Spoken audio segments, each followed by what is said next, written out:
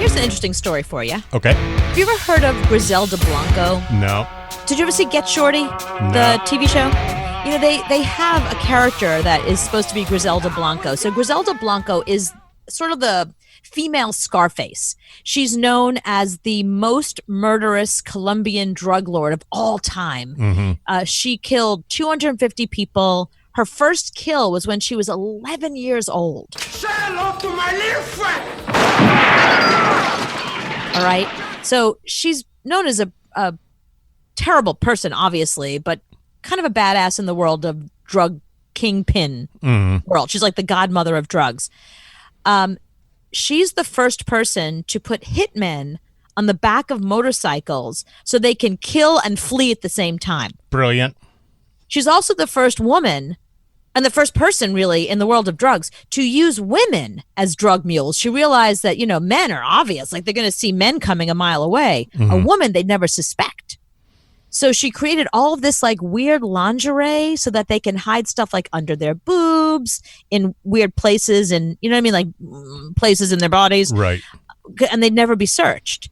So of all people, Jennifer Lopez has decided that she is going to direct and play her in a new biopic. That's good casting.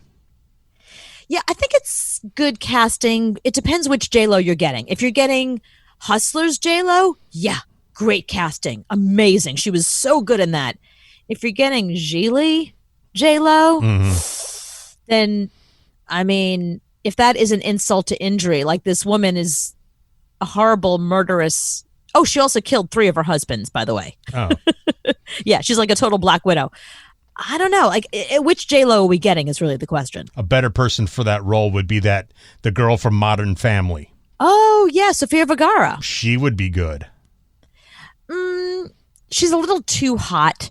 I sort of buried the lead. One thing that Griselda Blanco was really into was orgies. Right.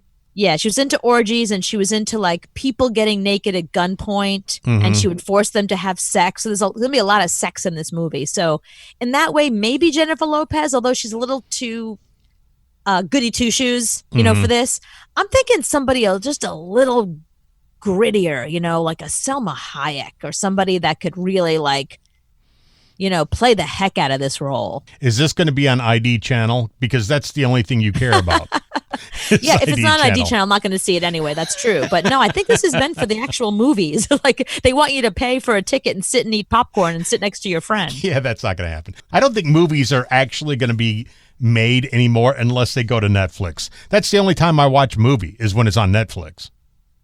I know there's a new horror film coming out with Kevin Bacon and Amanda Seyfried, and it's by Blumhouse. You know, the Blumhouse is a company that does every good movie that we love, like all the best horror films, like Insidious, like they do all the good stuff.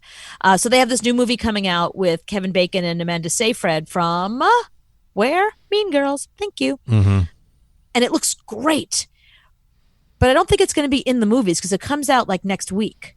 Yeah, it's going to Netflix. I think it's going to Apple. I think if you have Apple TV, it's going to be on Apple TV. So that's the thing now. It's like no one's going to be going to the movie theaters. Yeah, it's going to have to hit Apple, Amazon, Netflix, or HBO Max. It's going to have to hit something like that for people to actually watch a movie anymore. I'm not too upset about that because I go to movies with my parents a lot. I used to go with my grandparents. Oh my God, the sex scenes. I would cringe sitting next to my parents or my grandparents in a sex scene. That was so uncomfortable.